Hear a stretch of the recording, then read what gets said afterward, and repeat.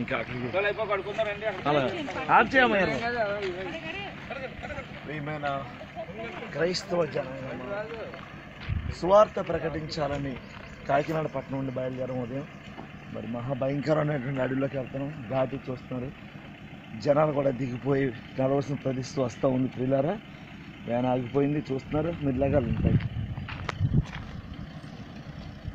మరి ఇటువంటి భయంకరమైన ప్రదేశాలకు వెళ్ళి సువార్త ప్రకటించడానికి దేవుడు కృప చూపించాడు. జన్ని పరిచర్స్కి చాలా కష్టమైన పరిచర్య.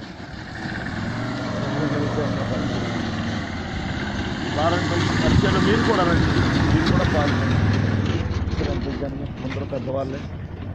జన్నిఫర్ జన్నిఫర్ జన్నిఫర్ యేసు కొరకు మా ప్రయాణం. సువార్త పరిచర్యలు కాకినాడ పట్టణంలో బయలుదేరిన ప్రియులారా, చాలా భారమైనటువంటి ప్రయాణం. ఉదయం 5 గంటలకు బయలుదేరాం.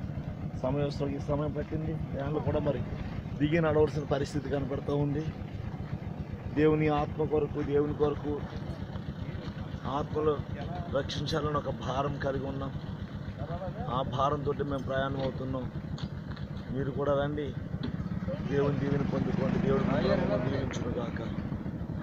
Thank you my Jesus, thank you. ప్రభు యొక్క కృప మాకు తోడుగా ఉందని నమ్మడానికి ఇదే సాక్ష్యం. చుట్టూ అరణ్య ప్రాంతం, కోందీ జాతి అనేటువంటి జాతి దగ్గరికి వెళ్తూ ఉన్నాం. ప్రియులారా, మీరు కూడా రండి.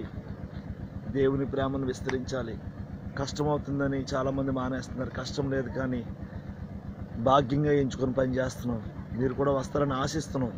మేము పొందుకునే దీవెని మీరు కూడా పొందుకోవాలని దేవుని పేరట మిమ్మల్ని బ్రతిమలాడుకుంటూ ఈ కొన్ని మాటలు ముగిస్తూ ఉన్నాను. Thank you.